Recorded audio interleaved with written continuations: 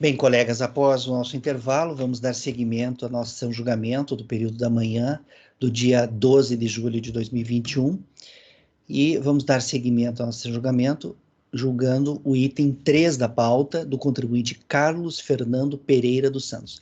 É um item que saiu com vista no mês de junho. Eu vou ler aqui o dispositivo que restou consignado na ata de junho. Vista para o conselheiro Luiz, sendo convertida em vista coletiva. A relatora, a conselheira relatora aqui é a conselheira Renata. A conselheira relatora apresentou seu voto, dando provimento ao recurso voluntário. Na sequência, houve pedido de vista, os demais conselheiros não votaram. O conselheiro Luiz, ele não integra mais o colegiado, no seu lugar está participando do julgamento o conselheiro Ricardo, então nós vamos então finalizar o julgamento após as vistas. Colegas, esse caso aqui, só vou fazer um breve resumo, aí passa a palavra para a Renata, para ela fazer algum complemento. Se o conselheiro Ricardo precisar de mais alguma informação, quiser que seja feita a leitura do relatório completa ou do voto, é só falar, tá, Ricardo? Esse aqui é um caso, colegas, em que a fiscalização fez um lançamento, o contribuinte teria recebido, segundo a fiscalização, valores com aqueles cartões de premiação de uma empresa, tá? Teria recebido valores por meio daqueles cartões Incentive House, né? Não sei se eu ouviu falar desses casos, é bem conhecido aqui no CARF. Teria recebido valores, o contribuinte foi intimado a justificar aqueles valores, ele não atendeu a intimação, aí houve um lançamento, o contribuinte impugnou, e a DRJ emitiu uma decisão. Isso que eu estou falando está num processo apensado a esse processo da Renata, não é esse processo da Renata, é um processo que está apensado a ele. A DRJ emitiu uma decisão anulando o lançamento, né? A DRJ disse assim, naquele julgamento que está no processo apensado: reputo, o voto da DRJ, ele é bem singelo, gente. Ele tem, 1, 2, 3, 4 parágrafos. É um voto muito curto, muito singelo. A DRJ diz assim, reputo essencial em homenagem ao princípio do contraditório e do direito de defesa que o contribuinte, durante o procedimento fiscal, recebeu cópia dos documentos. Receba a cópia dos documentos. Receba, repetir aqui, reputo essencial em homenagem ao princípio do contraditório e do direito de defesa que o contribuinte, durante o procedimento fiscal, receba cópia dos documentos. Aí, entre parênteses, ele colocou as folhas dos documentos. Ou quaisquer outros que evidenciariam o recebimento mensal de valores da empresa, aí tem o nome da fonte pagadora, referente ao pagamento de prêmios efetuados por meio de cartões eletrônicos, denominados Premium Card. Segundo a decisão da primeira instância, quando o contribuinte foi intimado do lançamento, não teria recebido esses documentos que, vamos dizer assim, comprovariam que ele teria recebido, né, os valores. E a fiscalização entende que houve aí um cerceamento de defesa e anulou o lançamento. E ela conclui assim, pelo exposto, voto por declarar a nulidade do lançamento por vício formal, sem prejuízo do disposto no artigo inciso 2, sem prejuízo do disposto no inciso 2 do artigo 73 do CTN. Né? Então, a DRJ anulou por vício formal, entendendo que o contribuinte, na fase de fiscalização, não teria sido intimado cientificado dos documentos, tal, né? Que deram ensejo à lavratura do auto de infração. Aí foi anulado naquele processo. Aí foi feito um novo lançamento, que é esse processo da Renata, né? Aí, Renata, me corrige se já enganado, a conselheira Renata apresentou o voto no mês passado. Aqui são 2 anos calendário, 2004 e 2005, né, Renata? 4 e 5, né? Aí a conselheira Renata entendeu que esse vício não seria formal, né, Renata? Seria material. E por ser vício material, o ano de 2004 estaria atingido pela decadência, né? Né? Como seria vício material? Porque vício formal, o contribuinte, a partir da data que anulou, a Fazenda Pública tem mais 5 anos para efetuar o lançamento novamente. como é vício material, como a Renata entendeu que é vício material, o prazo é aquele prazo lá do fato gerador, né? Então, e aí em relação a 2004, pelo voto da Renata, estaria decadente, então ela está cancelando o lançamento em relação a 2004. E aí não teria sido atingido pela decadência apenas o ano 2005. Mas, no ano de 2005, a conselheira Renata está entendendo que a fiscalização não se desincumbiu do ônus de provar a ocorrência do fato gerador da obrigação tributária, da mesma forma que aconteceu no primeiro lançamento, né? Mesmo no segundo lançamento, a fiscalização não teria se desincumbido a contento de demonstrar o ocorrência do fato gerador, e aí você está dando provimento ao recurso voluntário e cancelando o lançamento em relação ao ano de 2005. É isso, né? Uhum. Então, tá. Esse foi o voto do relator, o conselheiro o Luiz pediu vista. Eu vou adiantar aqui, Renata, deixa eu passar a palavra para você. Eu entendo, no meu entendimento, eu não teria nem declarado a nulidade do primeiro lançamento, se fosse DRJ, sabe? Eu não teria declarado, porque eu entendo que a DRJ, que o contribuinte, ele foi intimado, né? A fiscalização, quando intimou, mandou para ele documentos da Incentive House, dessa entidade, dessa empresa que fornece os cartões,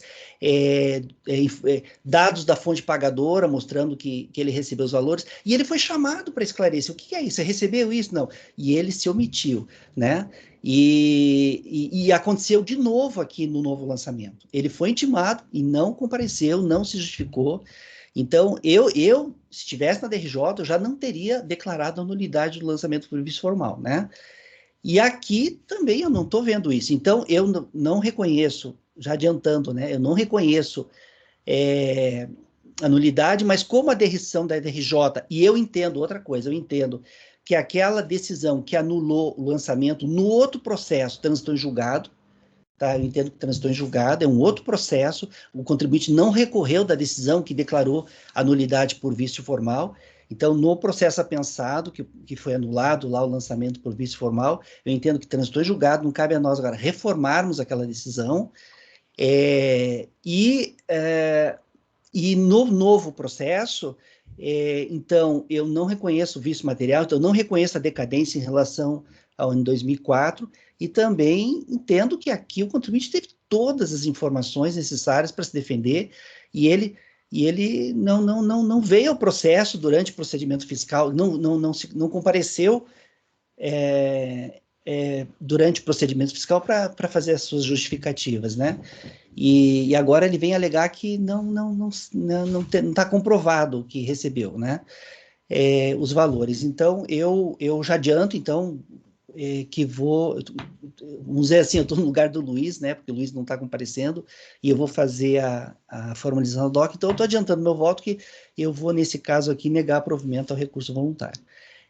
Renata, eu vou passar a palavra a você, daí se mais alguém quiser fazer algum comentário, pode falar, Renata. Então, com relação ao primeiro lançamento, quer dizer, tanto um quanto o outro, de vítios do DN, não houve prova mesmo do pagamento.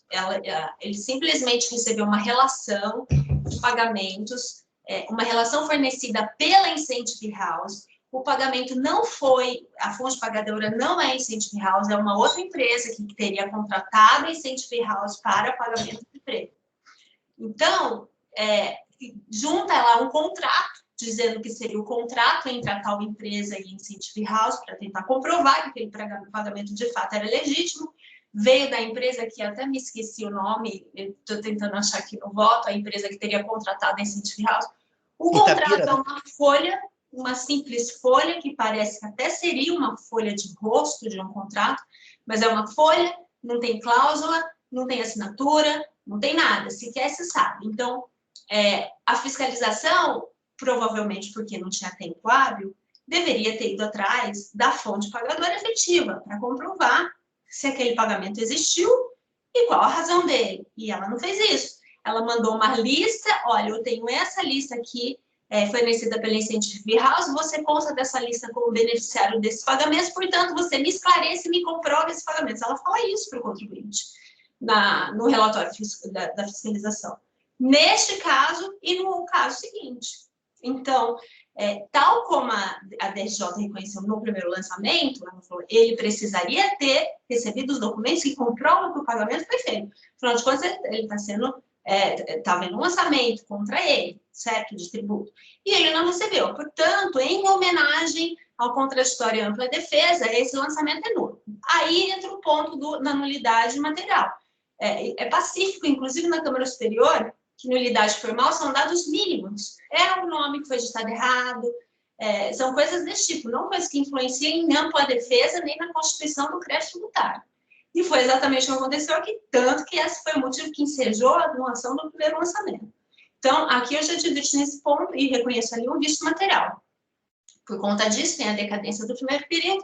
E no segundo lançamento, provavelmente porque ela tinha muito menos tempo do que para o primeiro, ela também não comprovou que os pagamentos foram feitos. Os documentos são exatamente os mesmos, a mesma folha de rosto, o mesmo suposto contrato que não tem cláusula, que não tem nome, que não tem nada, e simplesmente manda para ele uma lista e faz alusão a algumas notas fiscais dizendo esses pagamentos foram feitos para você, portanto, me comprovem aqui e me diga o que você tem a dizer.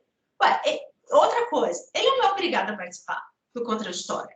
Ele pode ser chamado e pode não responder a fiscalização. Por que ele... Isso não é um requisito para eu negar ou dar provimento ao recurso agora. Eu estou vendo o que aconteceu, eu estou vendo como foi lançado. Ele não tem que participar disso. Quem tem que fazer isso é a fiscalização. E fez mal feito. Então, nesse sentido, é isso assim que eu julguei. Portanto, é isso. Basicamente, a história é essa. Os dois processos estão apensados e dá para ver tranquilamente a falta de constituição regular do crédito tributário, porque não houve prova de que o pagamento foi efetivado. Tá. Renata, veja, essa tua decisão em relação ao ano de 2005, ela vale também para o ano de 2004, porque nos 2 anos não teve a demonstração, né? Sim, valeria. Tá, o teu voto pode ser... com relação a 2004, porque é vício material lá atrás, no meu entendimento. Tá, o teu voto poderia ser simplesmente dar provimento ao recurso voluntário e tal, Sim, mas você não vai... você vai dar provimento ao recurso voluntário. Quer dizer, na verdade... Eu dei provimento, aliás, é esse que é o dispositivo. Voto por dar provimento ao recurso voluntário, seja pela decadência, seja pelo não ter podido lançar um período, seja por não haver prova, e aí não há prova com relação a nenhum, ainda que esse ponto seja superado com relação ao vício formal material, de qualquer maneira, eu estaria dando provimento ao recurso voluntário. Tá. Então, beleza. Colegas, a conselheira relatora, então, está dando provimento ao recurso voluntário. Só repetindo, em relação a 2004, ela está reconhecendo que o vício não foi formal, foi material, e daí ela está reconhecendo a decadência, né, e cancelando lá. E, em relação a 2005, ela está entendendo que a fiscalização não se desincumbiu do ônus de comprovar o fato gerador. E nesse ponto, Denis, só fazendo uma parte, pouco importa se o contribuinte alegou ou não alegou a decadência, se isso transitou em julgado ou não. O fato é que, diante de um vício material, não poderia ter havido lançamento. Então, ninguém precisa alegar isso. Isso é um ponto, isso é um fato. Entendeu? O contribuinte não precisaria ter alegado isso. A Fazenda não poderia ter lançado esse período. Tá.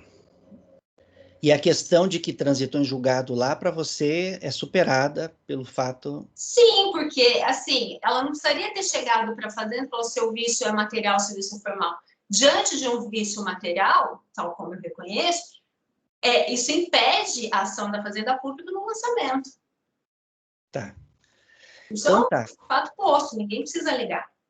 Perfeito. Então, colegas, a conselheira relatora, em relação ao item 3 da pauta, está dando provimento ao recurso voluntário. Eu adianto, então, o meu voto, no sentido de negar provimento ao recurso voluntário.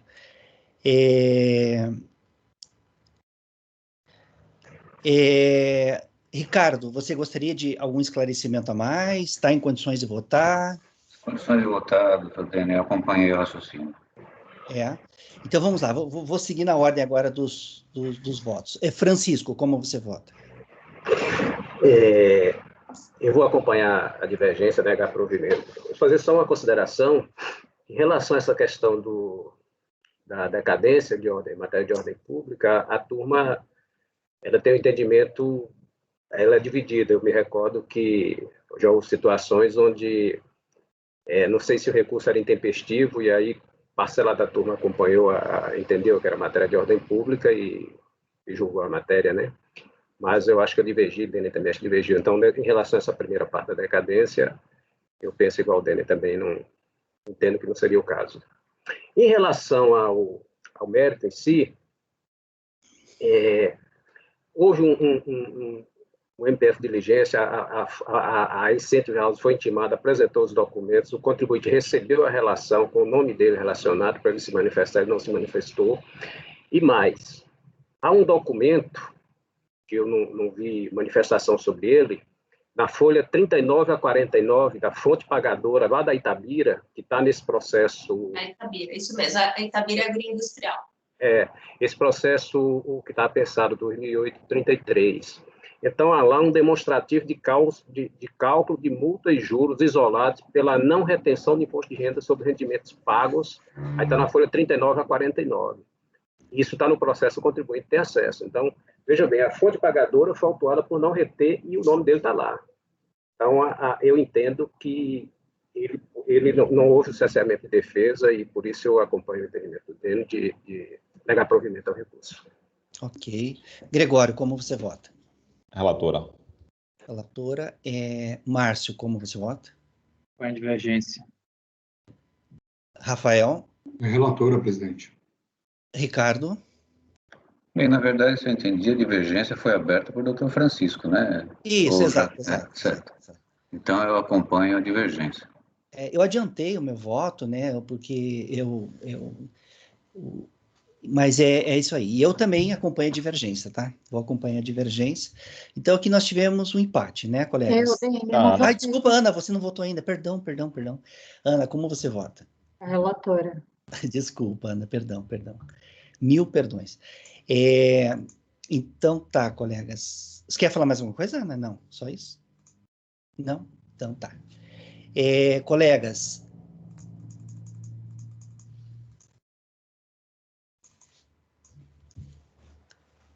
para o item 3 da pauta, do contribuinte Carlos Fernando Pereira dos Santos, ficará assim o resultado. Acordam os membros do colegiado, por unanimidade de votos, em conhecer do recurso voluntário e, por determinação do artigo 19e da Lei 10.522/2002, em face do empate de julgamento, dar-lhe provimento. Vencidos os conselheiros Francisco, Márcio, Ricardo e Dene, que negaram provimento ao recurso. Ok? Esse é o item 3 da pauta. Dado o provimento ao recurso, em face do empate, ok? Com a aplicação do artigo 19e. Esse é o item 3 da pauta do contribuinte Carlos Fernando Pereira. O próximo item da pauta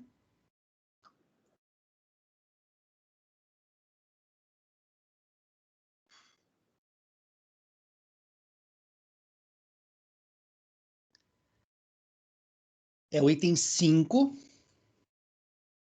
da contribuinte Maria de Lourdes. Colegas, esse aqui todo mundo votou em... Esse aqui é um também que o Ricardo não vai votar, porque é um processo do Luiz, todo mundo votou, menos eu, tá? Eu pretendo mudar meu voto nesse aqui. Não, tá, beleza. Colegas, vamos fazer agora o julgamento então, do item 5 da pauta, ele saiu com vista em junho. O item 5 é da contribuinte Maria de Lourdes Moreira. Ficou assim consignado na ata de junho. Vista para o conselheiro Dene. O relator apresentou o seu voto, dando provimento parcial ao recurso voluntário, para que seja recalculado, para que fosse, né, recalculado o acréscimo patrimonial descoberto, considerando-se os saldos disponíveis apurados apurado nos meses de dezembro dos anos calendário 2002 a 2004, ou seja, 2002, 3 e 4, como origens / recursos para os respectivos meses de janeiro dos anos calendário 2003, 4 e 5, tá? Então, os saldos disponíveis, né, saldos positivos disponíveis em dezembro de 2002, 3 e 4, em janeiro, se fossem aproveitados em janeiro de 2003, 4 e 5. Os conselheiros Gregório, Francisco, Renata, Rafael e Márcio e Ana acompanharam o relator. Na sequência, houve pedido de vista, o conselheiro Dene não votou. Aí, colegas, eu fiz um voto vista. Eu vou disponibilizar na pastinha ali para vocês o voto vista. E aí vocês... só um instante. Eu não disponibilizei. Todos estão com acesso à pasta T? Preciso mandar... Então, né? Não preciso mandar por e-mail para ninguém, né? Não, eu não estou, não. Você não está? Não. Eu também não estou, Deni. Então, só um milissegundo aqui.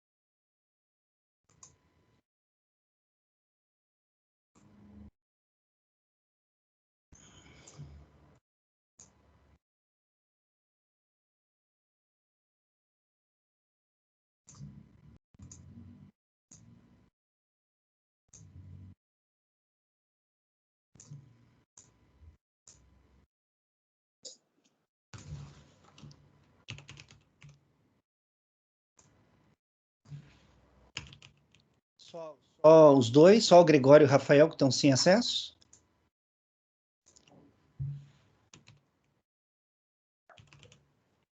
Então, vou mudar só para os dois.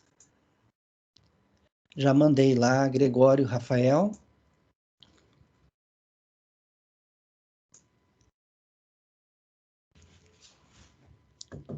Receberam lá? Posso iniciar? É um voto vista curto, vai ser rapidinho de ler. Entenderam, né? O conselheiro Luiz, ele é um caso envolvendo acréscimo patrimonial descoberto. A fiscalização fez aquelas planilhas de fluxo do fluxo financeiro, né, do contribuinte, né, relacionando os recursos, as origens com os dispêndios, né, com as aplicações, e aí apurou em dezembro um saldo positivo. Todos os anos tem um saldo positivo. Aí o conselheiro Luiz votou por aproveitar aquele saldo positivo de dezembro em janeiro do ano seguinte. Era um pedido, inclusive, do contribuinte no recurso. Aí, eu fiz um voto, eu pedi vista e fiz um voto vista. Daí eu vou ler agora para vocês aqui.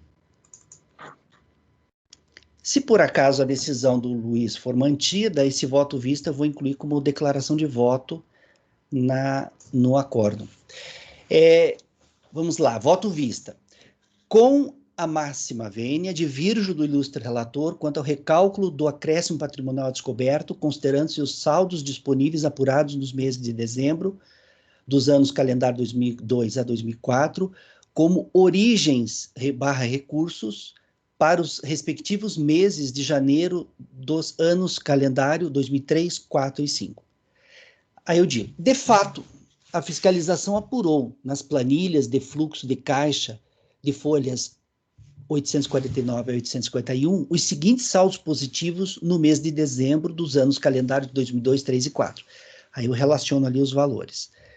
21 mil em 2002, 30 mil em 2003 e 37 mil em 2004. Contudo, tais saldos somente poderiam ser considerados como origem de recursos no mês de janeiro dos anos calendário de 2003, 4 e 5, se tivessem constado na declaração de ajuste anual dos anos calendário de 2002, 3 e 4 como disponibilidades em 31 de dezembro, o que não ocorreu. Para que não reste dúvida, vide o que constou em cada uma das declarações de ajuste anual no campo dos bens e direitos. Então, eu cito ali as declarações.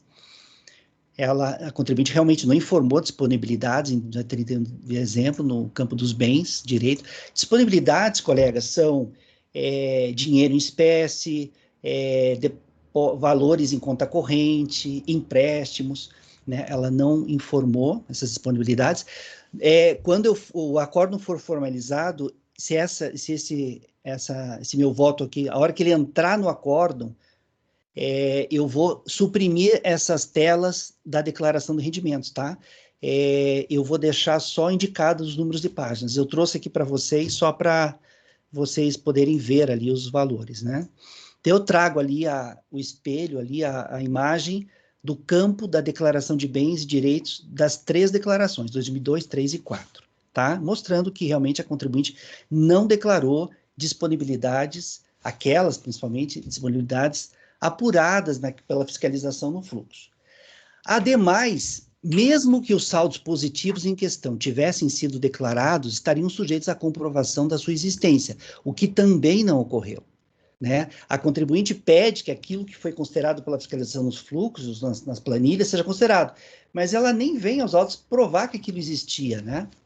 Pondere-se que o lançamento, devidamente motivado, é ato administrativo que goza do atributo de presunção relativa de legalidade e veracidade e, portanto, cumprir a recorrente o ônus de afastar, mediante prova robusta, inequívoca e contrária a essa presunção. Vejamos agora as seguintes considerações da decisão de primeira instância com as quais concordamos. Vejam o que diz a DRJ. O saldo positivo apurado em dezembro não pode ser concedido como recurso no próprio ano calendário, conforme planilha de folha 893, nem no mês de janeiro do ano calendário seguinte, pois, diferentemente do que ocorre nos outros meses do ano, a situação patrimonial do contribuinte no dia 31 de dezembro é espelhada pela declaração de bens integrante da declaração de ajuste anual.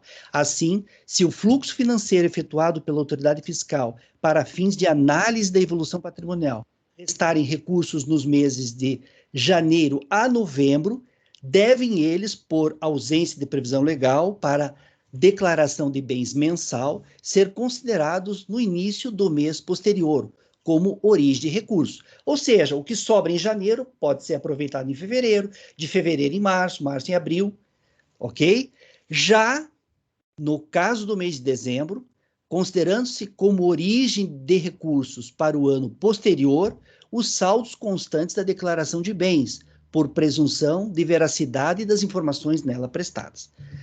Se a contribuinte deixou de declarar valores que compunham seu patrimônio em 31 de dezembro e que restaram evidenciados pela análise da evolução patrimonial, incumbe a ela a prova da sua existência, visto ser sua obrigação original de declará-los. Na ausência de prova da permanência dos recursos resultantes da análise da evolução patrimonial do patrimônio da contribuinte no final do ano calendário, não resta ao fisco outra alternativa senão a de presumi-los consumidos. Portanto, somente poderá ser aproveitado no ano subsequente o saldo de disponibilidade que constar na declaração do imposto de renda, no campo declaração de bens, devidamente lastreado em documentação hábil e idônea. Nesse sentido, inclusive, são os seguintes julgados desse conselho. Eu trouxe alguns julgados ali de turmas, das nossas turmas, e por acaso, depois que eu trouxe esses julgados, eu vi, Ricardo, que o último ali, inclusive, é seu. O último acordo ali é de sua relatoria, inclusive. Portanto, não há como se transportar para o ano calendário seguinte os saldos positivos apurados pela fiscalização em dezembro dos anos calendário de 2002, 3 e 4.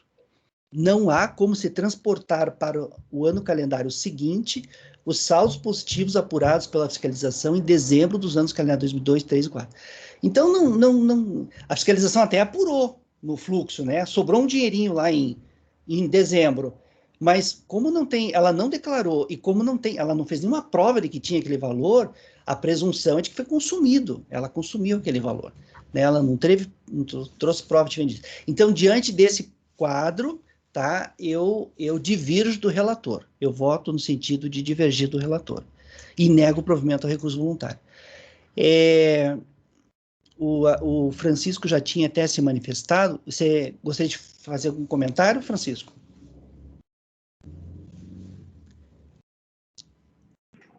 Não, eu fui estudar a matéria, exatamente isso aí que você colocou.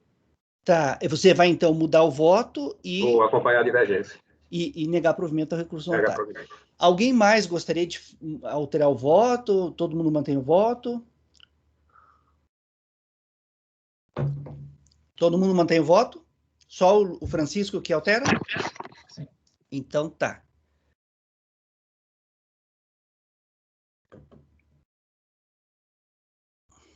Só um instantinho, colegas.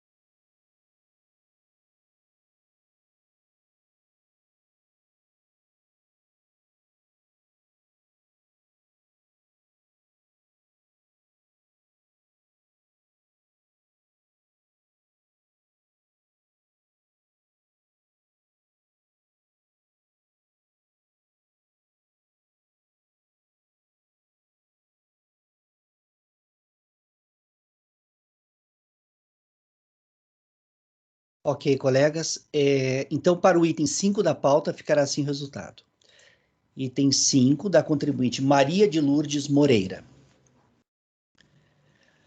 Acordam os membros do colegiado, por maioria de votos, em dar provimento parcial ao recurso voluntário para que seja recalculado o acréscimo patrimonial a descoberto, considerando-se os saldos disponíveis apurados nos meses de dezembro dos anos calendário 2002 a 2004, como origens/recursos para, entre parênteses, saldo disponível no mês anterior, fecha parênteses, para os respectivos meses de janeiro dos anos calendário 2003, 4 e 5. Ponto.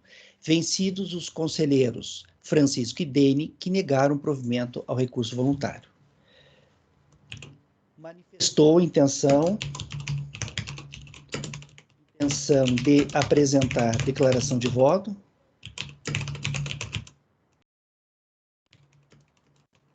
conselheiro Dene. Tá? Manifestou a intenção de apresentar declaração de voto o conselheiro Dene.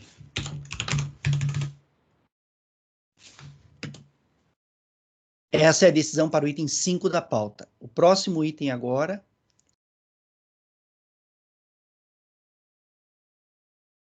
é o item 6 da pauta. Item 6 da pauta. O item 6, o conselheiro Luiz pediu vista. O item 6 é da contribuinte Lilian Rezende Milagres. Lilian Rezende Milagres, item 6 da pauta. É de relatoria da conselheira Renata. Em junho, o conselheiro Luiz pediu vista. A relatora apresentou seu voto, dando provimento ao recurso voluntário. Na sequência, teve pedido de vista e os demais conselheiros não votaram. Antes de eu passar a palavra à conselheira Renata, eu vou fazer um resuminho bem rápido aqui, colegas, para todos, né, em especial para o Ricardo, que vai votar.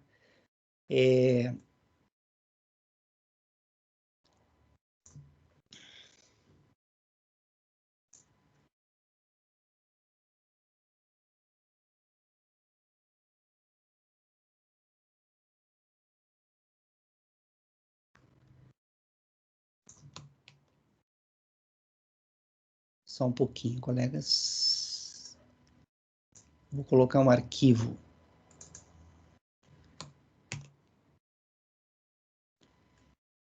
Só um instantinho.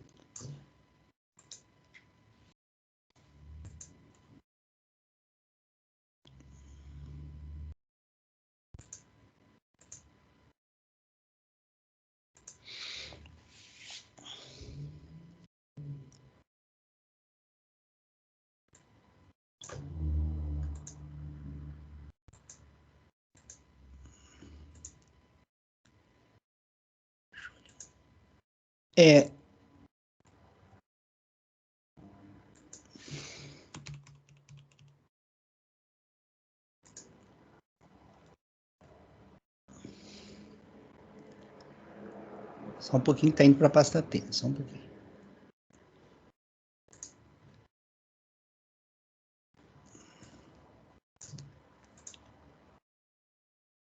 Tá. Ricardo, eu coloquei na pasta T um arquivo chamado Lilian, tá? Eu tirei um trecho do relatório fiscal e um trecho da ação da RJ. Eu vou fazer uma leitura bem rápida, só do trecho marcado ali, aí passo a palavra para a Renata, se ela quiser fazer um complemento. E já adianto, o Luiz tinha pedido vista, o Luiz não está na sessão, eu vou fazer a formalização ad hoc do relatório, então adianto já que eu vou acompanhar a conselheira relatora no voto dela. Eu só vou fazer um esclarecimento ali bem rapidinho.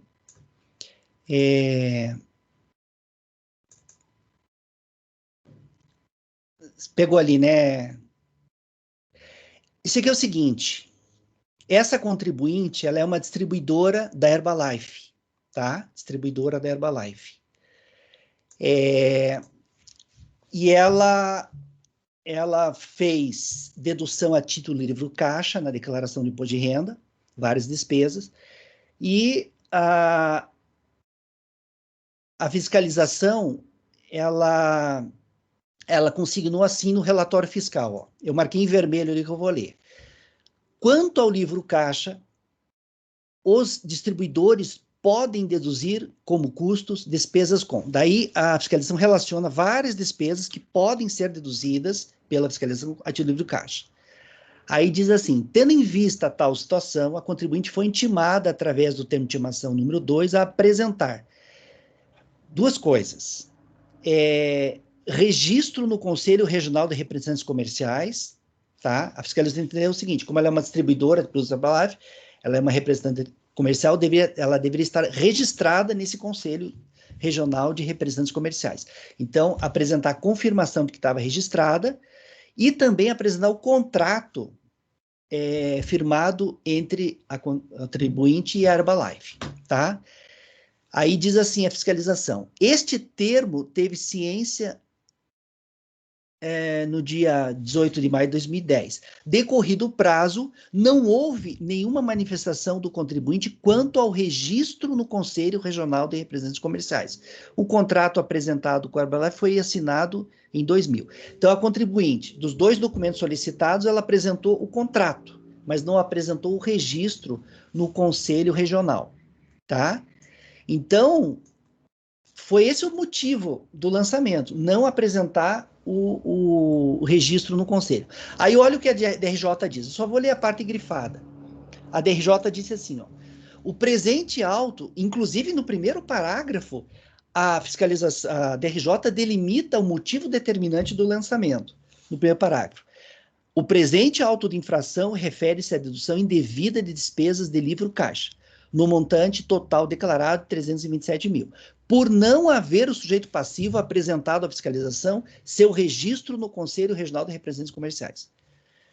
Pelas cláusulas 1 e 3 do contrato do acordo de distribuição, pode-se concluir que uma das atividades desenvolvidas pela interessada é a distribuidora autônoma de produtos Herbalife, não se enquadrando na definição de representante comercial prevista na lei tal, que regula as atividades dessa categoria. A DRJ entende que não precisava ela estar inscrita no conselho, entendeu? Entende? Então, ela já afasta a necessidade daquela desse registro. E daí diz assim, em consonância com o exposto acima, deve-se concordar com a interessada, quando ela alega que não há previsão legal que impeça de deduzir dos seus rendimentos tributáveis auferidos na condição de autônoma as despesas necessárias ao exercício desta profissão, contabilizados no livro caixa. E aí, olha o que a DJ conclui. Conclui-se, portanto, que todas as despesas lançadas no livro caixa da interessada, incorridas no ano calendário 2007, cujos comprovantes foram por ela trazidos aos autos do processo, olha o que a DJ diz, deveriam ter sido analisados pela fiscalização com a finalidade de verificar se são dedutíveis ou não dos rendimentos tributáveis. Tá? E aí, o que a DRJ faz? A DRJ faz essa análise. Ela pega cada despesa, vê qual que é passível de deduzir, qual que não é, aí mantém algumas, a dedução de algumas e mantém a glosa das outras. A fiscalização glosou tudo pelo fato de não estar inscrita no conselho. E a DRJ analisa cada uma das despesas e mantém as despesas, a glosa em relação àquelas despesas que ela entendeu que não eram passíveis de dedução. Só que o motivo da fiscalização não foi esse da DRJ para a manutenção da glosa. Então, e aí a conselheira relatora está votando no sentido de dar provimento ao recurso voluntário. É isso, né, Renata? Renata, vou passar a palavra para você agora. Se gostaria de fazer mais algum comentário? Não, você resumiu super bem. É isso mesmo, estou dando provimento. Inclusive, ele alega isso no recurso, porque houve uma clara alteração do critério jurídico aqui do lançamento, porque o fundamento foi o fato dela não estar inscrita como representante comercial no conselho, por isso houve a glosa de tudo, sem análise nenhuma, porque dado que ela não estava inscrita, entendeu a fiscalização que ela não podia deduzir coisa alguma, a DRJ vem e diz, não, ela não precisa, eu concordo com ela, a lei não exige que ela esteja inscrita, ela pode deduzir sim. Só que a DRJ, a fiscalização deveria ter analisado as despesas e aí deduziu o que ela comprovou, que ela não comprovou. Dado que ela não fez isso, eu faço agora. Então, quer dizer, aí ela glosa. Então, o motivo da glosa deixa de ser aquele fundamento da autuação, que é a não inscrição no Conselho de Representantes Comerciais. E passa a ser o fato de que ela não poderia ter deduzido essa ou aquela despesa. Com base numa análise que quem deveria ter feito era a fiscalização. Então, foi isso que eu entendi, que havia, de fato, um claro... Isso foi, inclusive, suscitado pela defesa. Houve uma clara alteração de critério jurídico. A DRJ não pode fazer isso. Ela poderia ter anulado a decisão anterior e lance outra vez, lance e verifique, mas não verificar e mudar o fundamento da autuação. Foi isso. E aí, você daí está dando provimento ao recurso voluntário, né, Renata? Isso. Ricardo, gostaria de mais algum esclarecimento em relação a esse processo? Não, Dani. Dona Renata e vocês já me deixaram bem esclarecido sobre a situação, já é suficiente. Pronto para votar. Então, vamos lá. Francisco, como você vota? Eu estou vendo aqui, o enquadramento legal foi de livro caixa, perfeito. A fiscalização, ela não analisou a documentação, porque ela entendeu que a ausência desse registro impediria ela de gozar da dedução, e aí parou aí, não analisou o resto da argumentação do contribuinte. Mas eu não vejo prejuízo aqui à defesa, porque a contribuinte apresentou a defesa, e também não vejo mudança de critério jurídico, porque, vejam bem, vamos imaginar a situação que já aconteceu com a turma, um processo, supostamente, o julgador de origem entendeu intempestivo, e numa impugnação, e aí quando a gente vai analisar, e não analisa a documentação, o resto. Então, muitas vezes, a gente, supostamente, essa identificação, não tem caso de intempestividade, ou muitas vezes algum documento que a gente pede posteriormente, e aí esse documento é analisado só aqui no CARF. Então, eu vou divergir. Eu entendo que a fiscalização, tudo bem, deveria ter analisado toda a documentação, mas ela entendeu que não caberia e já parou por ali. E o contribuinte não foi prejudicado, não houve cerceamento de defesa, porque ele apresentou sua impugnação, seus argumentos, o enquadramento da auto-infração não há o que se questionar, está lá na disposição normal, como prevê a lei, né? Então, eu vou divergir.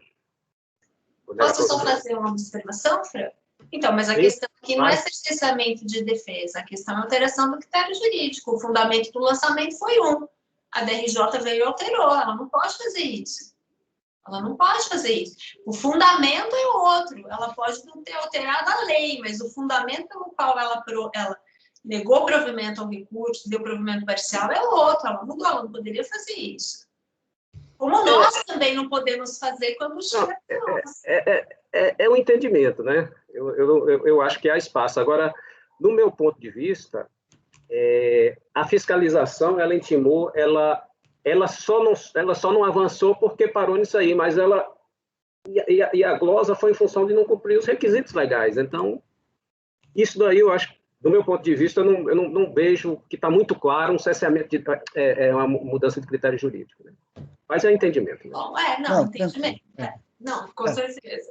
Para mim, isso é muito evidente. Ele fundamenta num ponto e a DRJ vem e fala, não, esse ponto estava inclusive correto, ela tem razão, a contribuinte.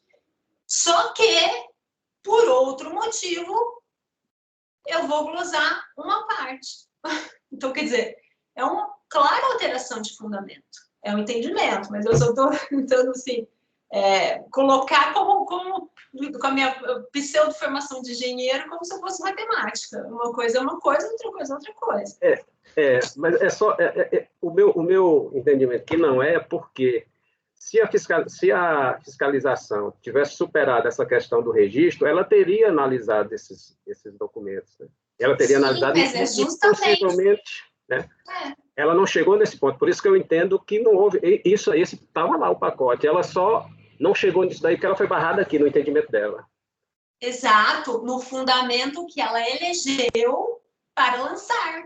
Ela foi barrada exatamente nesse ponto. É diferente quando você está falando que nós ultrapassamos uma intempestividade ou uma decadência, por exemplo. Uma intempestividade nem seria o caso. Se a gente ultrapassa uma intempestividade, a gente tem que devolver para a primeira instância. A gente só pode avançar no julgamento do mérito numa decadência, por exemplo, por ser a decadência mérito também. Aí a gente pode avançar e analisar aquelas questões que deixaram de ser analisadas porque é a decadência mesmo. É a decadência mesmo. Então, aí é a questão de mérito. Aí também. Isso. Então, são coisas diferentes. Ela não avançou porque ela parou no fundamento que ela elegeu para glosar. Foi isso. Mas então, tudo bem. Eu vou tentando te convencer. Te respeito, Fran, muito, muito, muito. Você entende isso? É bom, essa troca de ideias eu gosto, é legal, mas de fato. Sigamos, né? Então tá. Gregório, como você vota? Relatora. Márcio? Tá sem voz, Marcos. Com a relatora. Então, ouviram? Ok. Rafael? Relatora, presidente. Ricardo? Acompanho a relatora, senhor presidente. Ana? Relatora. Eu, como já tinha adiantado, também acompanho a relatora. Então, para o item 6 da pauta, ficará assim o resultado. Item 6 da contribuinte Lilian Rezende Milagres. Lilian Rezende Milagres, item 6 da pauta. Acordam os membros do colegiado, por maioria de votos, em dar provimento ao recurso voluntário. Vencido o conselheiro Francisco, que negou o provimento ao recurso. Repetindo, acordam os membros do colegiado, por maioria de votos, em dar provimento ao recurso voluntário. Vencido o conselheiro Francisco, que negou o provimento ao recurso. Esse é o item 6 da contribuinte Lilian Rezende Milagres. O próximo item da pauta agora, os próximos itens seriam 7, 8 e 9, nós já julgamos. Eles foram julgados anteriormente com prioridade, porque em relação a eles havia pedido de acompanhamento. O próximo item da pauta agora, deixa eu ver o nosso horário, 12h21. É o item 10 e o item 11, ambos de relatoria do conselheiro Gregório, ambos do mesmo contribuinte, Cerquilho Câmara Municipal. Cerquilho Câmara Municipal. Você vai... as vistas já acabaram no mês passado, tá? Agora são os processos que ainda não tiveram o julgamento iniciado no CARF, tá? Só aquele processo com vista de mesa, a gente vai finalizar amanhã de manhã a leitura lá do dispositivo, tá? Então, item 10 da pauta. Você vai fazer na ordem da pauta o 10 e 11? Vamos fazer o 11, que é a empresa. Eu não me recordo muito bem do caso, mas por se tratar da cota patronal, a gente pode fazer o 11 primeiro. Perfeito. Colegas, item 11 da pauta, Cerquilho Câmara Municipal, de relatoria do conselheiro Gregório. Pode iniciar a leitura, Gregório. Presidente, eu vou direto ao voto, e aí no voto eu trato da matéria objeto do processo administrativo. Se for necessário, podemos retornar depois ao relatório. O recurso voluntário é tempestivo e atende os demais requisitos de admissibilidade e deve, portanto, ser conhecido. Conforme se verifica do relatório SUPA, trata-se do presente caso de lançamento fiscal com vista às contribuições devidas à Seguridade Social, correspondente à parte da empresa e financiamento dos benefícios concedidos em razão do grau de incidência de incapacidade laborativa decorrente dos riscos ambientais de trabalho, incidente sobre a remuneração / subsídio pago aos exercentes de mandato eletivo, vereadores, com fundamento na linha J, inciso 1 do artigo 12, Lei 8.212, acrescentado pela Lei 10.877 de 2004. A Câmara Municipal, em sua peça recursal, reiterando os termos da impugnação apresentada, defende em síntese os seguintes pontos: não caracterização da exercente de mandato eletivo como empregado, impossibilidade de criação de nova fonte de custeio através de lei ordinária, possibilidade de declaração de inconstitucionalidade pelo julgador administrativo. Pois bem, antes de adentrar na análise das razões de defesa apresentadas pela recorrente, faz-se necessário verificar se o lançamento fiscal está maculado ou não pelo vício da nulidade por erro na identificação do direito passivo. De fato, tratando-se de questão envolvendo a ilegitimidade passiva, tem-se que a mesma se trata de matéria de ordem pública, compreensível em qualquer grau, inclusive de ofício. Analisando os votos de infração lavrado pela autoridade administrativa fiscal que deu origem ao presente lançamento, verifica-se que o mesmo foi emitido em nome de município de Cerquilho, Câmara Municipal, conforme se infere da imagem embaixo, e aí a imagem do lançamento.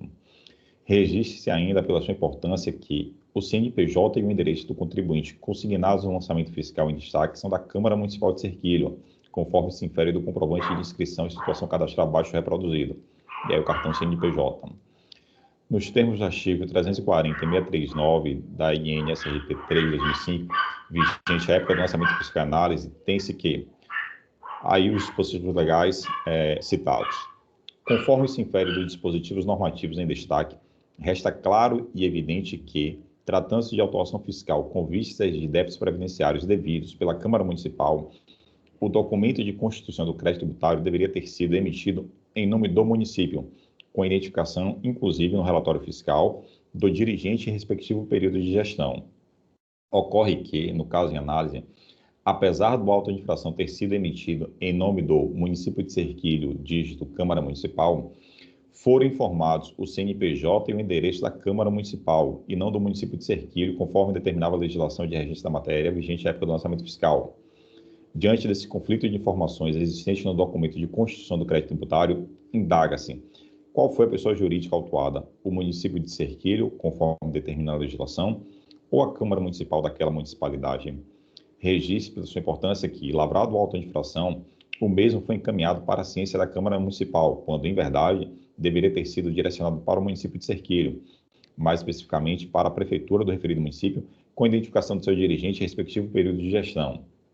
No caso em análise, entretanto, além do conflito de informações acerca da identificação do direito passivo existente no auto de infração e do seu envio equivocado para a Câmara Municipal, a autoridade administrativa fiscal, no relatório fiscal, não fez qualquer menção ao gestor municipal.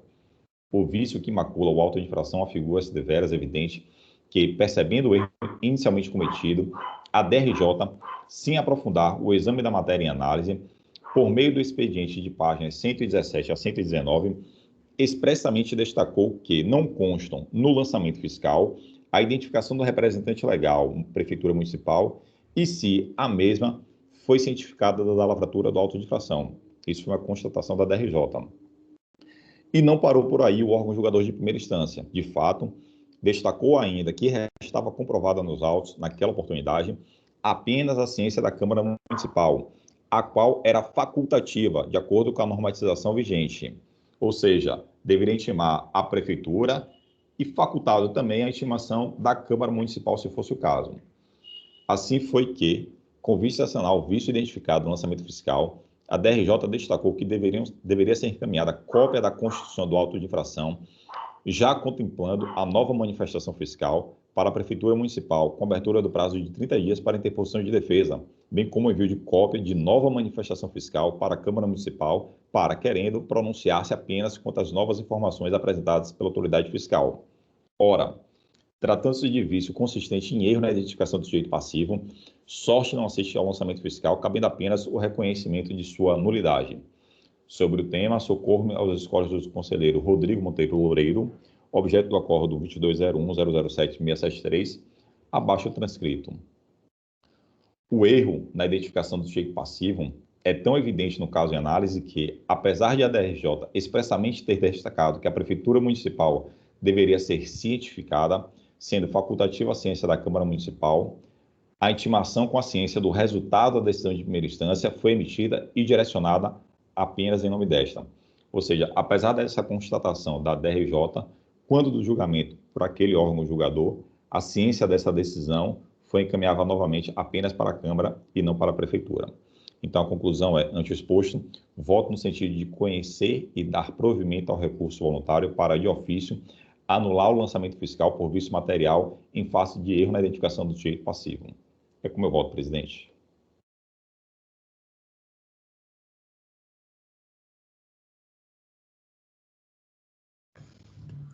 Ok, Gregório.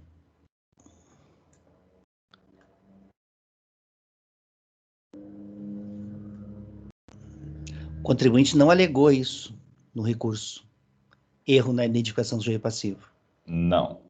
Eu estou reconhecendo de ofício.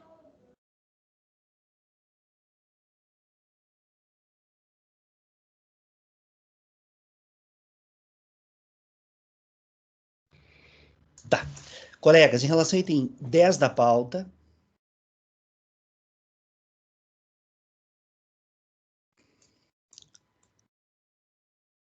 o conselheiro relator está... Item 11. A gente, Desculpa, eu li perdão. agora o item 11. Perdão. É o item 11, tá certo. Conselheiro relator...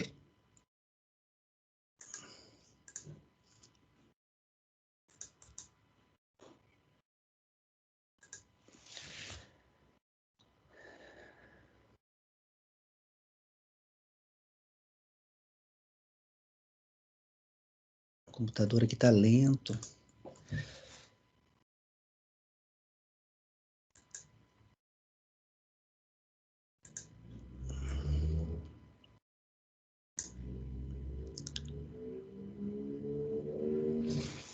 A decisão é a mesma nos dois processos, né, Gregório? É a mesma, presidente. Eu olhei aqui e confirmei. É a mesma decisão. O conselheiro relator está reconhecendo de ofício erro na identificação do sujeito passivo e por conta esse erro, esse vício, que no entendimento do relator é um vício material, está anulando o lançamento de ofício.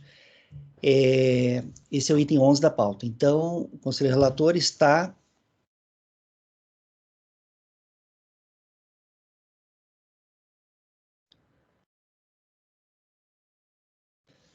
dando provimento ao recurso voluntário para, de ofício, anular o lançamento por vício material em face da identificação, de erro na identificação do sujeito passivo. Eu tenho, assim, umas ressalvas com relação a reconhecer de ofício, sabe? De ofício. A única coisa que eu estou reconhecendo de ofício é a decadência. E mesmo assim, eu entendo que nem precisava nem reconhecer decadência, porque a Procuradoria da Fazenda, na hora de executar, ela com certeza faria essa verificação, né? Mas a decadência ainda estou reconhecendo de ofício. Alguém gostaria de fazer um comentário em relação ao voto do Gregório? Gregório, em relação ao item 11, está, então, dando provimento ao recurso para anular de ofício o lançamento por vício material em razão de erro na identificação do sujeito passivo. Alguém gostaria de comentar o voto do relator, o processo? Não? Francisco, como você vota? Vou divergir para negar provimento. Ok. Márcio, como você vota? Eu vou acompanhar o relator, apenas lembrando que nós somos subordinados subsidiariamente ao Código de Processo Civil e lá elenca as matérias que são cognoscíveis de ofício e a legitimidade passiva é uma delas. Ok. Renata, como você vota? Eu acompanho o relator. Rafael? Relator, presidente. Ricardo? Acompanho o relator. Ana? Relator. Eu vou acompanhar a divergência.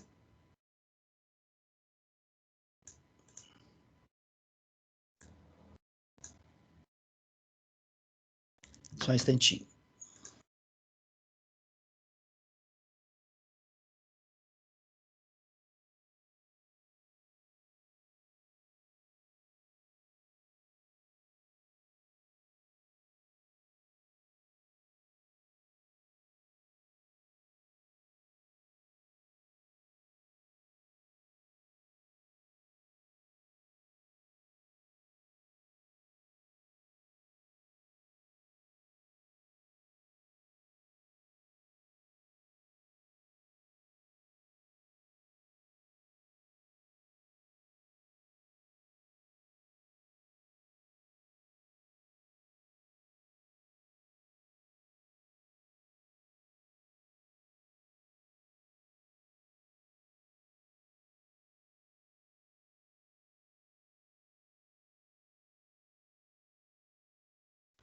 Então, ficou assim, colegas, para o item 11 da pauta.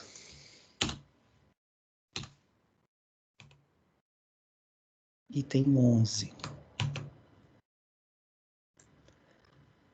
Item 11 do município de Cerquilho, Câmara Municipal.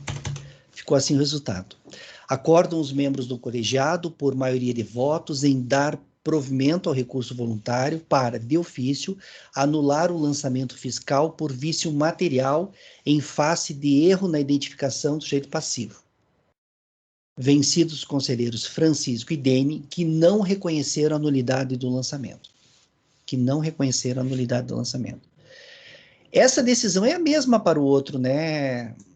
Esse aqui é a obrigação principal, o outro é uma obrigação acessória? Na principal também. O item 11 é a cota patronal, o item 10 é a cota dos segurados. Ah, tá. São duas obrigações principais. Colegas, em relação ao item 10, é a mesma situação. O voto do relator, a conclusão é a mesma. Eu vou replicar a decisão do item 11 no item 10. Todos de acordo? Alguém diverge de eu replicar? É a mesma decisão, né? Então, para o item 10 da pauta, também do contribuinte Cerquilho Câmara Municipal, ficará assim o resultado.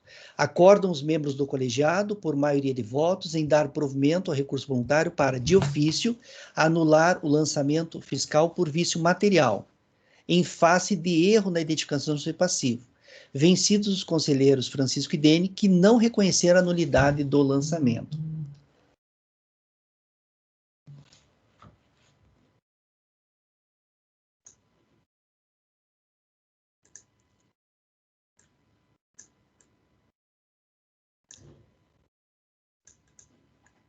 Tá, agora, conferir o horário, meio-dia e 35. O próximo item da pauta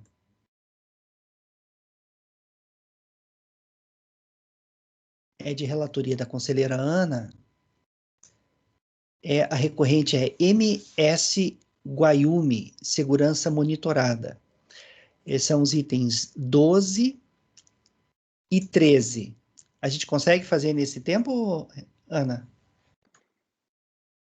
Acho que não. Não sei. É um pouquinho complicado. Então, vamos passar para o próximo. São 2 itens do Márcio. Márcio, os itens 14 e 15 são da Madeireiras Alta Baviera. Lembrando, colegas, nós temos 24 minutos para as 13 horas. A gente consegue fazer esses 2 itens, Márcio? Acho que sim.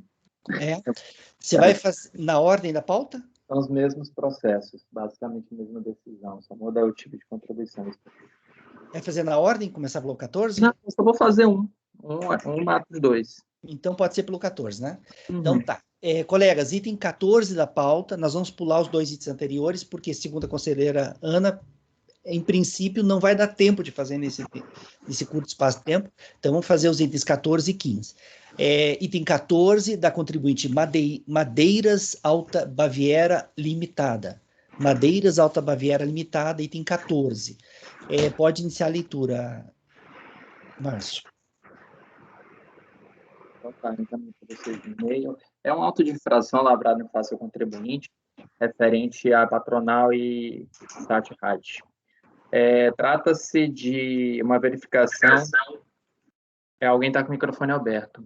A autoridade lançadora verificou que, mesmo não sendo contribuinte optante do Simples, declarou GFIPs com códigos incorretos e recolheu apenas as parcelas descontadas dos segurados empregados, tendo identificado procedimentos em tese simulatórios com o objetivo de reduzir o montante de tributos. Demonstrou a opção pela multa mais benéfica também. Na impugnação, o contribuinte defendeu que as atividades desenvolvidas amodam-se às condições previstas no artigo 3º da LCP 123.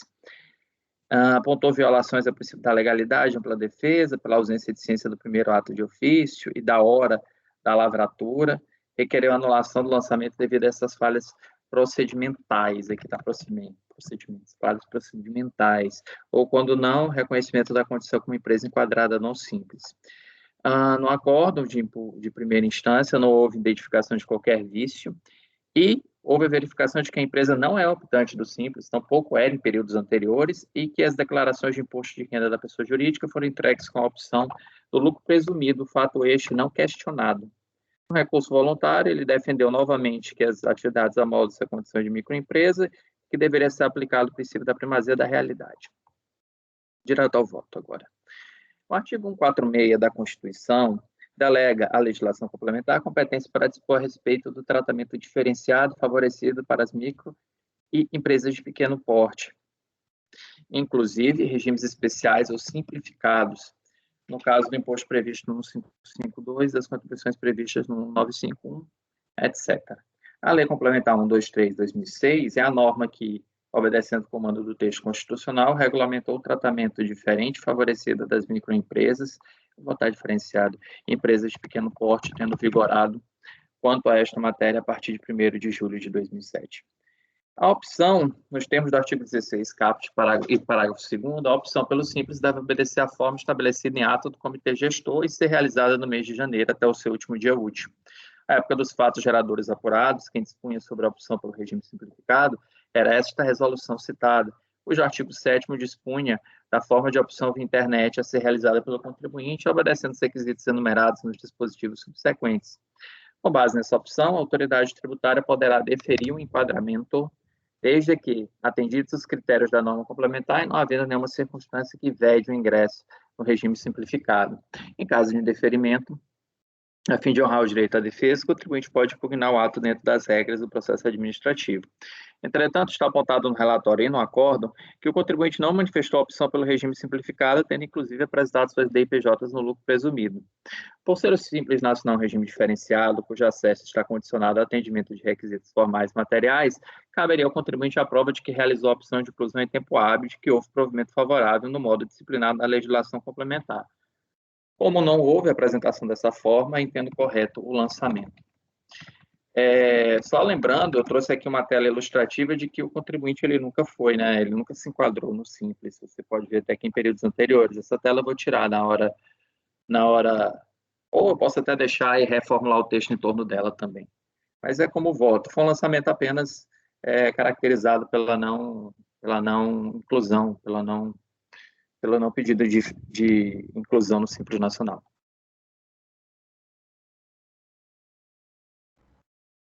E aí você nega provimento ao recurso voluntário, isso, né? Colegas, o conselheiro relator, em relação ao item 14 da pauta, está votando no sentido de negar o provimento ao recurso voluntário, nos termos do voto. Alguém gostaria de comentar o voto do relator ou o processo? Não? Francisco, como você vota? Eu acompanho o relator. Gregório? Relator.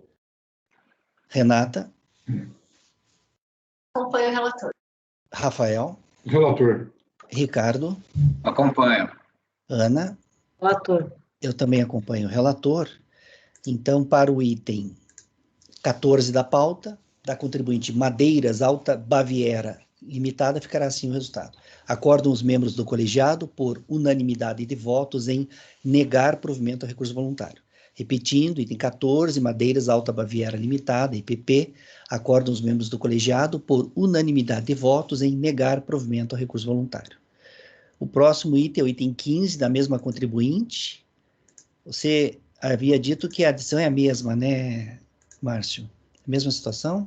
Sim, muda só que agora é de terceiros, que são as duas contribuições que não são incluídas no Simples, caso seja optante. E lembrando que eu falei em simulação, mas não foi aplicada multa qualificada em nenhum dos casos, tá?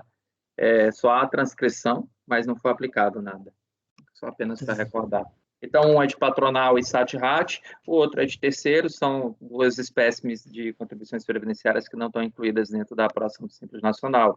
A apuração do Simples compreende apenas os segurados empregados, que você faz para cada um deles na sua empresa. Certo. Então, tá. Colegas, a decisão é a mesma, só muda, a base de cálculo é a mesma, né? Só muda a contribuição, né? As razões recursais e razões tuas decisões são as mesmas também, né? Mutantes, né? Vamos dizer assim, né? Então, tá. Colegas, da mesma forma que em relação ao item 14, o conselheiro relator também está negando provimento em relação ao item 15, as mesmas razões recursais, mesmas razões decidido o relator. A turma negou provimento em relação ao item 14. Eu vou replicar a decisão do 14 no 15. Alguém diverge de eu replicar? Todo mundo acompanhou o relator? Tudo bem? Ninguém diverge, né? Então tá, eu vou replicar então a decisão do 14 no 15. Em casos assim mais tranquilos, eu faço essa replicação, consulto a turma.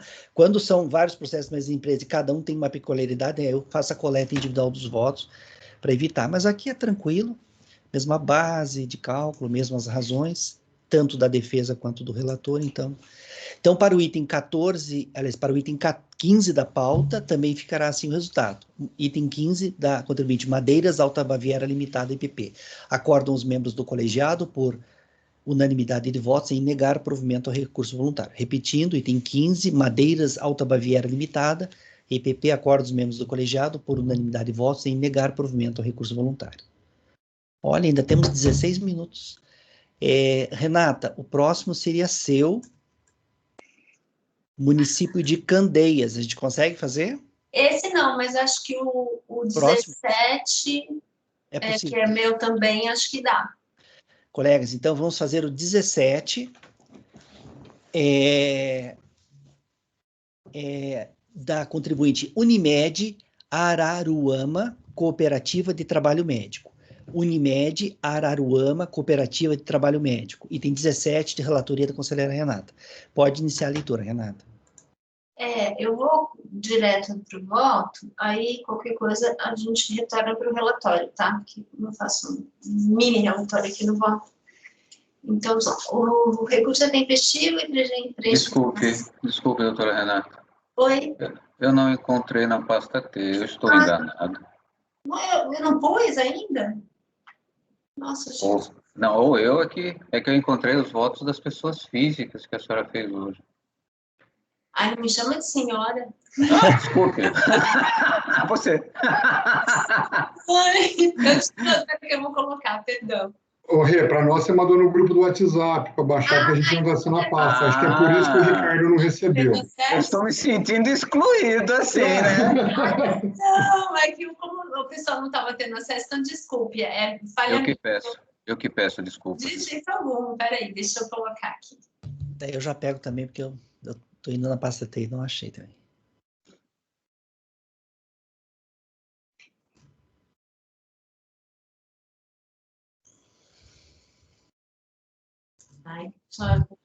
Quanto mais pressa, mais a gente demora. Então, o Candeias e a Unimed.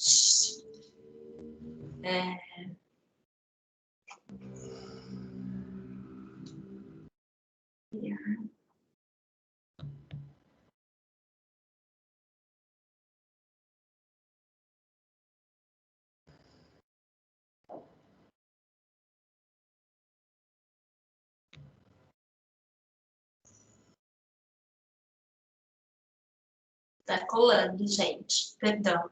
1 milhão de perdões.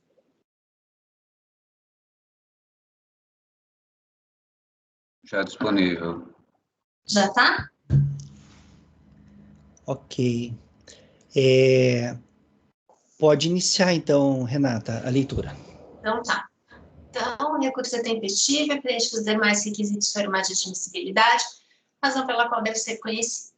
Conforme relatado, trata de recurso voluntário interposto de acordo que julgou procedente auto de infração lavrado para imposição de multa por infração disposto no artigo 32, segundo a Lei 8.212, combinado com o artigo 225, inciso segundo, parágrafos 13 a 17 do Decreto 3.048, por não ter o contribuinte contabilizado em títulos próprios os valores relativos aos prolabores recebidos pelos membros dos conselhos de administração e fiscal, separando-os dos valores recebidos a título de produção de cooperados no período de 1 de 2003 a 5 de 2003. E também não ter contabilizado os valores referentes aos serviços de forma apartada dos valores relacionados a materiais nas faturas emitidas por outras cooperativas de trabalho médico no período de 1 de 2003 a 2 de 2004. Em seu recurso voluntário, o recorrente não contesta a infração que lhe é imputada em si, mas alega que estaria amparado por consulta formulada junto ao próprio INSS, na qual foi reconhecido que nos casos de contratos celebrados pelas Unimedes com usuários, prevendo que os serviços serão prestados por médicos da própria cooperativa contratante, chamada Unimed de origem, bem como por cooperados de outras Unimedes, as Unimedes de origem devem emitir fatura ou nota fiscal às empresas contratantes, não só dos serviços prestados pelos seus cooperados, mas também dos prestados pelos cooperados das outras cooperativas. Valor esse que será a base de cálculo da contribuição devida ao INSS a cargo das empresas contratantes, de modo que não há valor devido a título de contribuição social pelo recorrente, sendo, portanto, indevida a multa cobrada neste auto de infração. Ou seja, defende que, com relação à multa, defende que, com relação à multa, seria indevida no que diz respeito ao fato de não ter contabilizado o valor referente a serviços de forma apartada dos valores relacionados a materiais nas faturas emitidas por outras cooperativas de trabalho médico, porque o tributo, nesse caso, é indevido. Nada menciona em relação aos prolabores recebidos pelos membros dos conselhos de administração e fiscal. Os fatos geradores dessas obrigações principais, são os fatos geradores dessas obrigações principais são objeto dos seguintes AIOPs lavrados nessa mesma ação fiscal. Então, aqui tem esse AIOP final 4849, objeto do PAF 2008/54, que tem por objeto o lançamento de contribuições patronais destinadas ao custeio da Seguridade Social, sobre o percentual de 15%, incidente sobre o valor bruto da nota fiscal ou fatura relativa a serviços prestados por cooperados, por intermédio de cooperativas de trabalho, na forma prevista no inciso 4, artigo 22 e artigo 8.212, ou seja, valores pagos a outras cooperativas que lhe prestaram serviço por intermédio dos seus cooperados.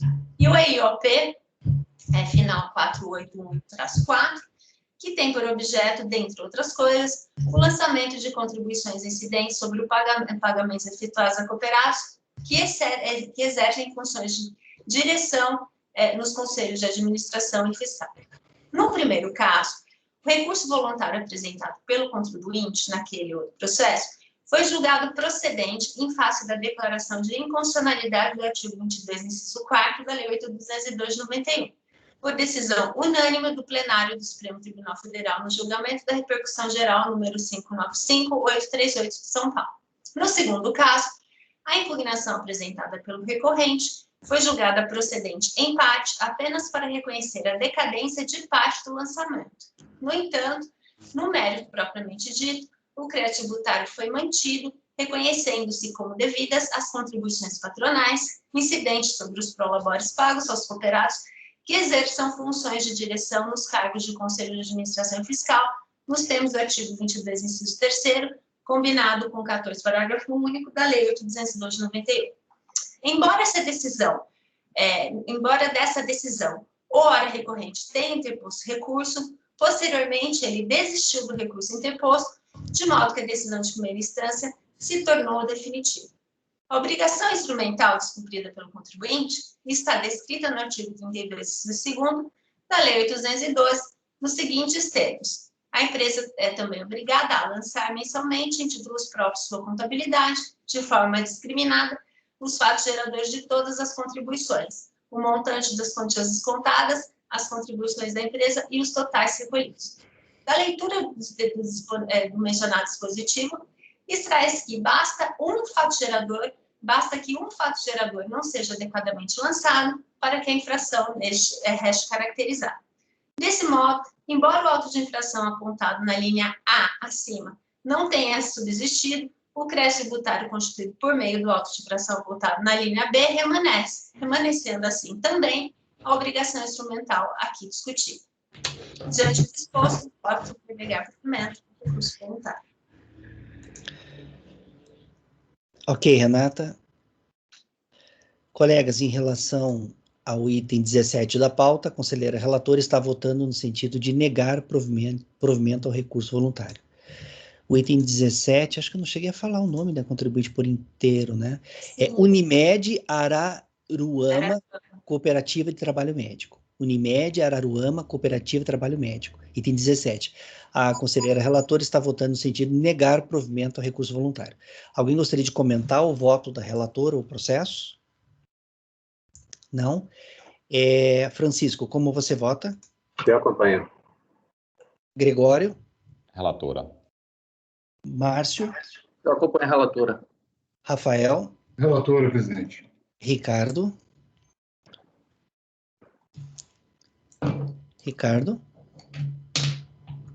Relatora, acompanha a relatora. Ok. Ana? Relatora.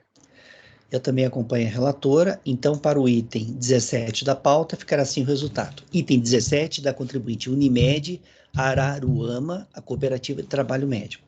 Acordam os membros do colegiado, por unanimidade de votos, em negar provimento ao recurso voluntário. Repetindo, acordam os membros do colegiado, por unanimidade de votos, em negar provimento ao recurso voluntário. Esse foi o item 17 da pauta da contribuinte Unimed Araruama, Cooperativa de Trabalho Médico. Horário... Temos 6 minutos. Rafael, o item 18 é seu. A gente faz? Faz. Sim. Faz. Beleza. Colegas, item 18 da pauta, se atrasar 2, 3 minutinhos, não tem problema, tá? Item 18 da pauta, da contribuinte Conspel, Consultoria e Projetos de Engenharia Limitada. Conspel, Consultoria e Projetos de Engenharia Limitada. Item 18, de relatoria do conselheiro Rafael. Rafael, pode iniciar a leitura. Eu vou direto para o voto, tá? O recurso voluntário de folhas 4.478 a 4.483 é tempestivo. Entretanto, não deve ser conhecido pelas razões abaixo detalhadas. Após a interposição do recurso voluntário, a folha 4.497 foi apresentado o extrato do processo judicial movido pela recorrente contra a União, Fazenda Nacional. Posteriormente, as folhas 4.498 a 4.500 foi expedida a informação fiscal em relação à mencionada ação judicial, cujo o teor eu destaco. Aí eu trago aqui, tá?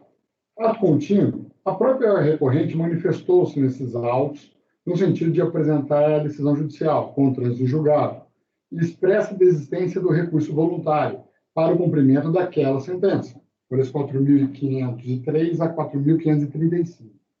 Aí aqui eu estou com a página aberta só para conhecimento. A sentença julgou parcialmente procedentes os pedidos, condenando a União Fazenda Nacional a devolução dos valores por ela já reconhecidos durante a instrução, conforme comprovam os documentos anexos. Referido processo, aguarda o procedimento de liquidação da sentença, ajuizado pelo contribuinte para aferir os valores a serem restituídos. Sendo assim, impõe-se o reconhecimento da causa prejudicial ao procedimento do recurso voluntário interposto pelo contribuinte, em consonância e em complementação à informação fiscal de folhas 450 e 4.512. Requer ser os autos remetidos à origem a fim de dar procedimento à restituição conforme ordenado pelo juiz. Aqui eu destaco daí a súmula CARF, o enunciado de súmula CARF número 1. Então, o disposto voto por não conhecer o recurso voluntário por renúncia à instância administrativa em razão de propositura pelo sujeito passivo na ação judicial com o mesmo objeto do procedimento administrativo. É como eu voto, presidente.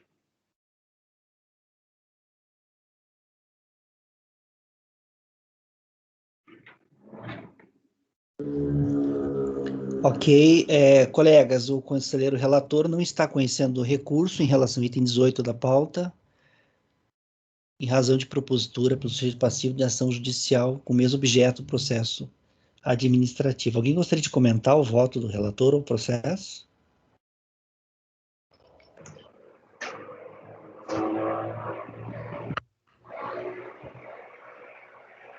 Okay. Francisco, como você vota? Eu acompanho o relator. Gregório? Relator. Márcio?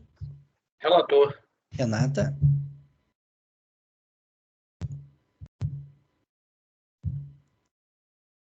Acompanho o relator. Ok. Ricardo? Acompanho o relator. Eu também acompanho. Ana, perdão, Ana. Relator. Eu também acompanho o relator. Então, em relação ao item 18 da pauta, item 18 da contribuinte Conspel, Consultoria e Projetos de Engenharia Limitada, ficará sem resultado. Acordam os membros do colegiado, por unanimidade de votos, em não conhecer do recurso voluntário, por renúncia à instância administrativa, em razão de propositura pelo sujeito passivo, de ação judicial com o mesmo objeto, processo administrativo. Tá? Então, item 18, não conhecimento do recurso por renúncia administrativa em razão de propositura de ação judicial do sujeito passivo com o mesmo objeto do processo administrativo. Esse foi o item 18 da Conspel, Consultoria e Projetos de Engenharia Limitada. Então tá, colegas, agora o nosso horário agora já, menos de 1 minuto para as 13 horas. O nosso intervalo é das 13 às 14. Só que o pessoal do suporte, a Ana Tereza, ali no CARF, eles precisam de 1h15, né, Ana? 1h15. Então, a gente retorna ao nosso julgamento a partir das 14h15, ok? A partir das 14h15. Só uma coisa, Márcio, você à tarde não vem, né? Você tem uma consulta. Foi convocado um conselheiro suplente para substituir o conselheiro Márcio à tarde. Inclusive o conselheiro suplente convocado também se chama Dene, que nem eu, 2 Denes, vamos ver, o sobrenome dele é Dene, igual o meu nome, assim. Então tá, Márcio, nos vemos amanhã então, ok? Tá, e se eu chegar a tempo depois do intervalo, eu não posso entrar? É complicado, porque como a gente convocou o suplente, ele se desincumbiu das obrigações dele, aí não tem como. Agora você está liberado, né? Já deixa. E outra, não é certeza, né? Você falou para mim que não é certeza. Então é difícil ficar nessa incerteza, né? Então, Mas eu vou te avisando, eu te aviso, dependendo do andar. Então tá bom, então. Até logo. Vamos encerrar a gravação, então, pessoal. Rafael e Ana podem encerrar a gravação.